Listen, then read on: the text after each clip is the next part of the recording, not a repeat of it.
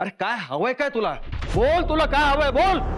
ठीक आहे, मला आपल्या प्रॉपर्टी मधला माझ्या नावावरचा माझ्या हक्काचा हिस्सा हवाय.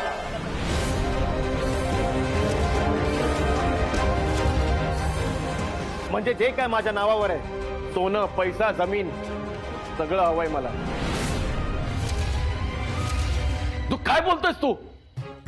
अरे आमची हिम्मत सुद्धा झाली नाही आतापर्यंत हिस्सा वगैरे ही भाषा वापरायची. हिम्मत नाही झाली, पण इच्छा झाली नाही असं नाही ना? अरे शब्दात काय खेळतोयस तू? आमची अजिबात इच्छा झाली नाही. अरे मुळात तात्यांकडे काही मागायची आम्हाला गरजच नाहीये. कारण तुम्ही या घरात, या घराच्या संस्कारात, परंपरेत बसणारं, या गावात राहून काम करू शकणारं काम निवडलं. मग तुम्हाला न मागता सगळं मिळणारच ना.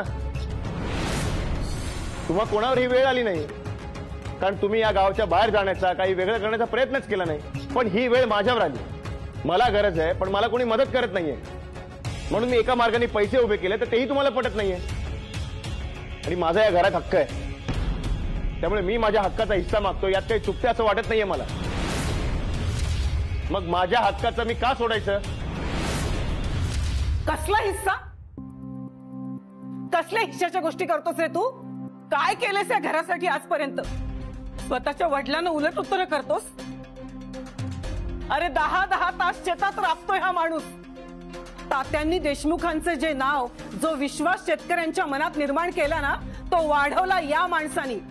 फक्त हेच नाही तर बापूंचा गोठा, डेअरी, जलस नाना भाऊजींचा मळा, या सगळ्यांनी आपापल्या कामानी देशमुखांची मान अभिमानानं उंचावली.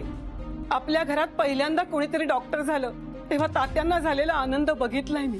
बाळाभाऊजी आपल्या गुळपोळीतले पहिले डॉक्टर आहेत. त्याआधी जरा काही झालं तर आपल्या गावातल्या लोकांना तालुक्याला उपचारांसाठी जावं लागायचं.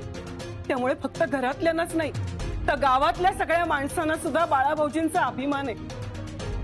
सुहासची कृषी विद्यापीठात प्रोफेसर म्हणून निवड झाली तेव्हा वयोबाईंच्या डोळ्यातले आनंदाश्रू बघितलेत मी. इतकी वर्ष देशमुख शेती करतायत, पण शेतीचं शास्त्रशुद्ध शिक्षण घेऊन त्यात पदवी घेणारा आपल्या घरातला सुहास पहिला. त्याच्या शिक्षणामुळे, त्याच्या कल्पनांमुळे आपल्या शेतीच्या उत्पादनात केवढी वाढ झाली. फक्त मुलांनीच नाही तर सगळ्या सुनांनी, अगदी आदिती सकट सगळ्या सुनांनी या घरासाठी जीव ओतलाय. आपापले उद्योग व्यवसाय सांभाळून त्यांनी या घरातली आपली सुनेची जबाबदारी पार पाडली. आणि या घराशी रक्ताचा संबंध नसतानाही या घरासाठी सगळ्यात जास्त कुणी काही केलं असेल ना तर ते सखानं.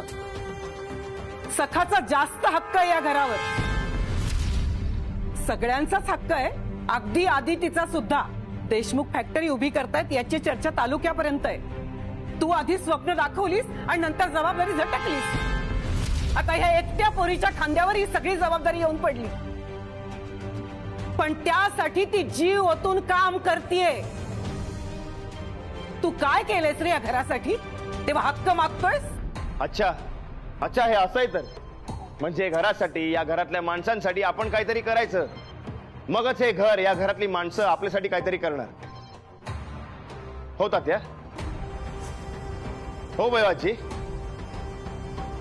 आणि मोठी बाई, मी असं काहीच केलं नाहीये. माझ्या हातून काहीच असं घडलं नाहीये की देशमुखांची मान अभिमानाने उंचवील. अरे हो, तू तर मला वाया गेलेला मुलगा म्हणून मोकळी झालीस ना. आणि हो, मी पण माझं शिक्षण पूर्ण केलंय. आणि आता मला जे काही करायचंय ना, त्याने देशमुखांना अभिमान वाटेलच. असंच काहीतरी घडणार आहे माझ्या हातून. पण तुम्ही तर त्याआधीच आपला देश, आपलं गाव, आपलं घर, आपलं कुटुंब सोडून जाणं म्हणजे मोठं पाप केल्यासारखं वागत आहात माझ्याशी. आणि हे बघा, तुमच्या दृष्टीने तुम्ही काय विचार करता ना याच्याशी मला काही घेणं देणं नाही. मी या घरचा मुलगा आहे, त्यामुळे माझ्या हक्काचा जे काही आहे, माझा जो काही हिस्सा आहे तो मला द्या आणि मला मोकळं करा. हा काय ऐकत नाहीये. आजच हिस्सा घेतल्याशिवाय राहणार नाहीये. हिस्सा म्हणजे हवाय काय तुला? या घराचे भाग करू, संपत्तीचे वाटे करू की शेतीचे तुकडे करू? या घराच्या वाटण्या झालेल्या हव्यात तुला? हे आनंदाने एका छताखाली नांदणारा आनंदी कुटुंब तुटलेलं बघायचंय तुला? अरे सगळ्यांना नवल वाटतं एवढं मोठं तुमचं कुटुंब एकत्र नांदणारं. हे एकत्र कुटुंब मिळून मिसळून राहता तुम्ही. हे वाटण्या करून तोडायचंय का तुला? सगळ्यांनी वेगळं व्हायचंय का? हे देशमुख त्याला सहजासहजी सगळं देणार नाहीत. असेच बोलून बोलून इमोशनल करत राहत. Let's see. तात्या, मी असं बोलत नाहीये. नका हो कणी वेगळे, राहा एकत्र. पण मला वेगळं व्हायचंय, मला अमेरिकेला जायचंय. त्यामुळे माझा वाटा मला द्या. अरे सिद्धू मूर्खा, तुला कळतंय का? एकाला वाटा दिला काय किंवा प्रत्येकाला वाटा दिला काय? शेवटी वाटणी व्हायला सुरुवात होणारच ना.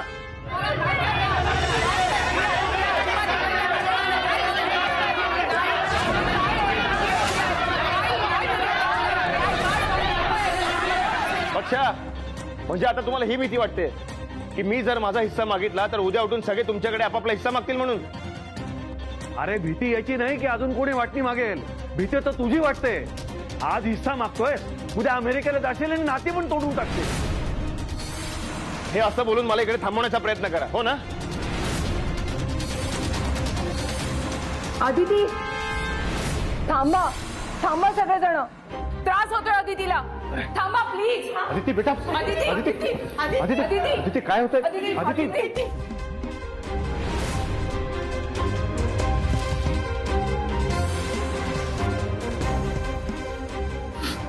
प्लीज बोल ना ग आदिती. हे सगळं तुमच्यामुळे होतंय. अरे तुमच्या घरचे प्रॉब्लेम तुम्ही सोडवा ना, पण माझ्या मुलीला का त्रास? लग्नाआधीच तुम्हाला सगळ्यांना सांगितलं होतं मी की तिला गर्दीची, भांडणांची भीती वाटते. नाती तुटताना नाही पाहू शकत ती. आणि तुम्ही जोर जोरात भांडताय सगळेजण. एक मिनिट, मी काय म्हणतोय की कशाला वाद वाढवताय ना तुम्ही? देऊन टाका त्याला काय हवंय ते, देऊन टाका ना त्याचा हिस्सा. पण एक गोष्ट मात्र सगळ्यांनी लक्षात ठेवा, यापुढे परत जर माझ्या मुलीला त्रास झाला ना तर. आदिती बेटा, आर ओके? अरे थांबा सगळे. अरे पोरीला त्रास होतोय. आता कोणीही काही बोलणार नाही. सिद्धू, अरे तुझ्या बायकोला एवढा त्रास होतोय. आता तरी आपण आपलं भांडण थांबूया. एवढी तरी भावना आहे की नाही शिल्लक तुझ्याकडे? का आता सोक्ष लावायचंय सगळा? मी घेईन काळजी आदितीची. चल आदिती, उठ.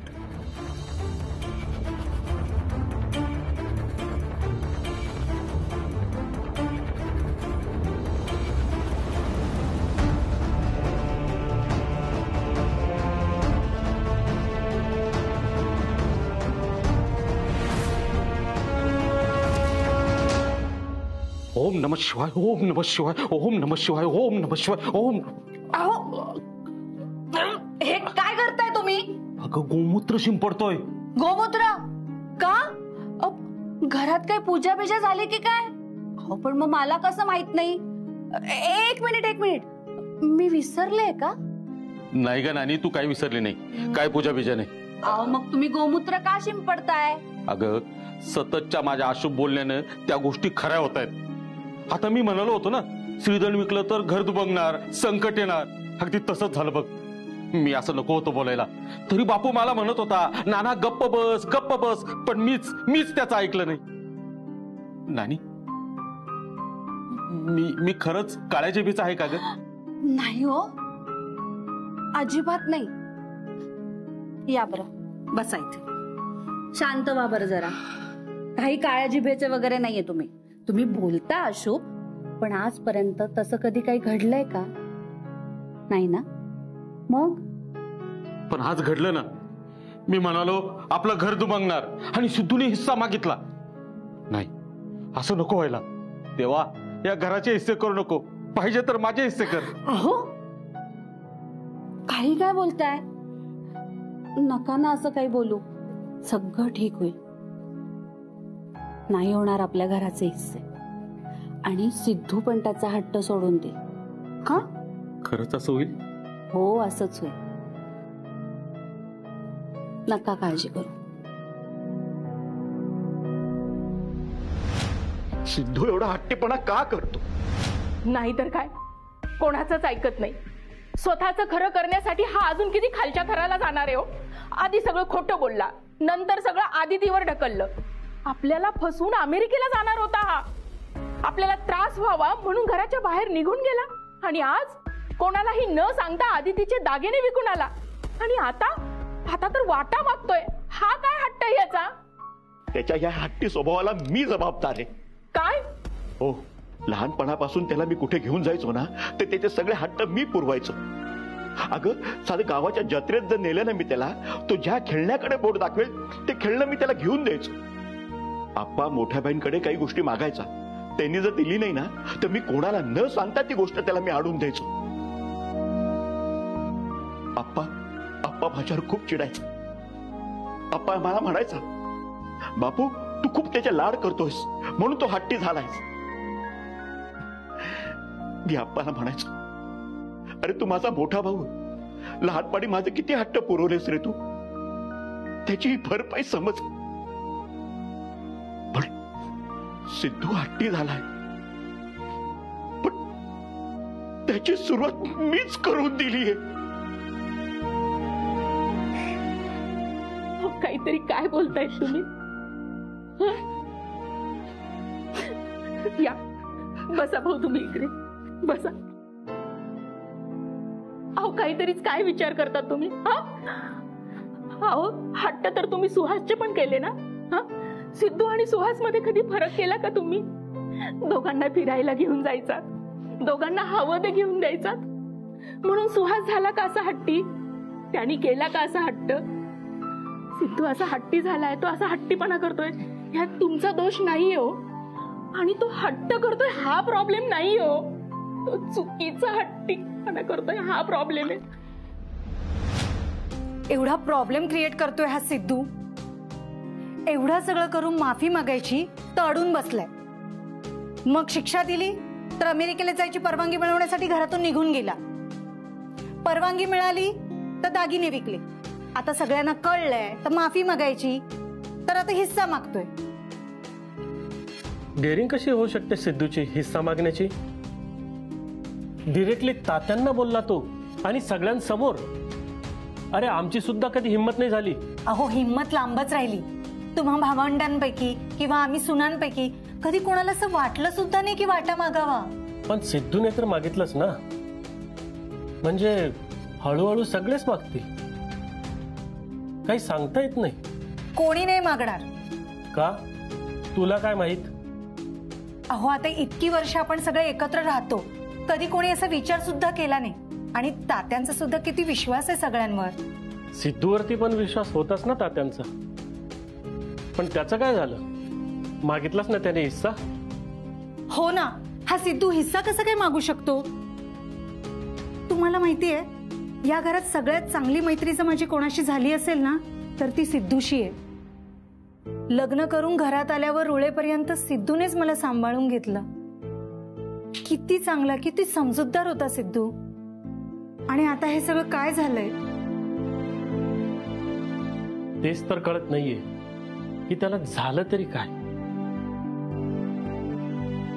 मी काय म्हणते, तुम्ही जरा त्याला तपासता का? काय? त्याच्या ना डोक्यावर परिणाम झाला असेल. मी ना सिरियल मध्ये बघितलं होतं, हिरोच्या ना डोक्याला लागतं आणि मग तो विचित्र वागायला लागतो. सिद्धूच्या पण डोक्याला लागलं असेल आणि मग त्याचा परिणाम झाला असेल तर? हो ना, तुझ्या डोक्यावर परिणाम झालाय. माझ्या? हो, तू असं मोबाईल वरती काहीतरी उठपटान बघत बसते ना नेहमी, त्याच्यामुळे. बरं, मग आता तुम्हीच सांगा, तो असं अचानक का वागेल? मला असं वाटतंय का कोणीतरी हे सगळं त्याच्या डोक्यात भरवतंय. कोण असेल? कोण त्याला घरात हिस्सा मग म्हणून सांगत असेल?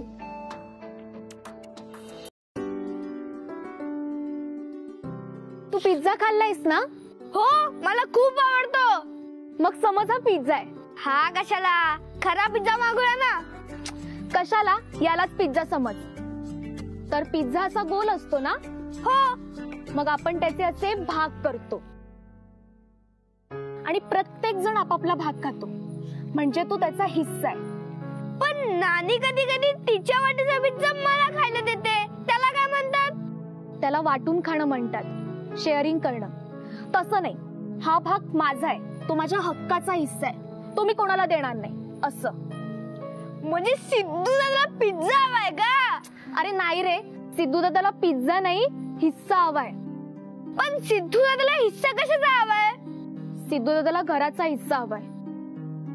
म्हणजे समज हे आपलं गोकुळ निवास आहे, त्याला त्याचा हिस्सा हवाय. घराचे पण भाग होतात कसे?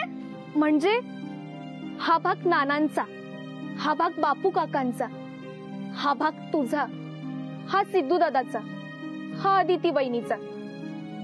असं म्हणजे पिझ्झा सारखं घर पण तोडावं लागणार. प्रत्येकाने आपापला हिस्सा घेतल्यावर घर तुटणारच, मग काहीच आधी सारखं राहणार नाही. नाही आर्या,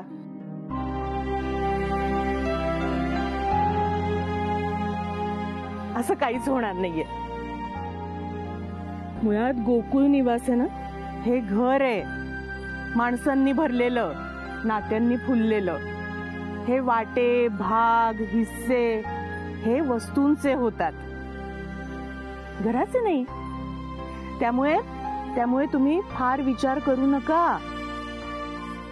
विसरून जा सगळं, परिणामांचा विचार करू नका.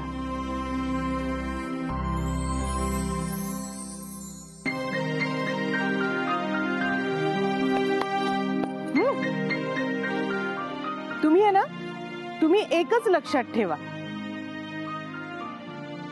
आपण सगळेजण आहे ना एकत्र आहोत आणि कायम एकत्र असणार आहोत.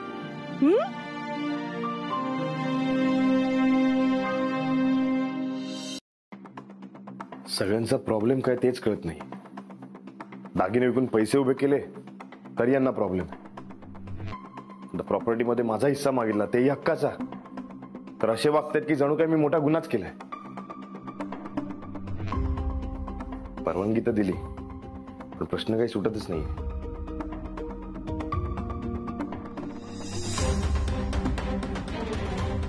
अदिती, तुला बरं वाटतंय ना आता?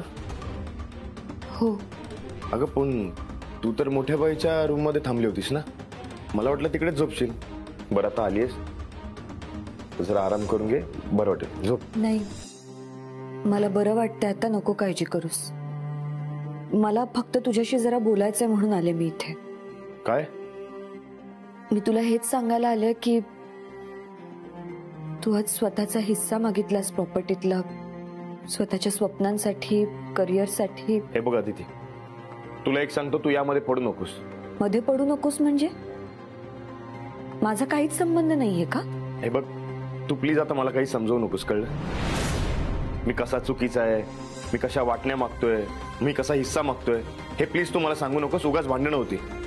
आणि हो, आणि असं काही झालं ना तर त्याचा त्रास तुलाच जास्त होईल. मी त्याबद्दल बोलायला आलेच नाही, मी आपल्याबद्दल बोलायला आले.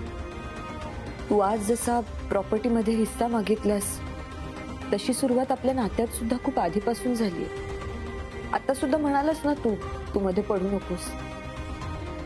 सिड, आपण एकत्र आहोत,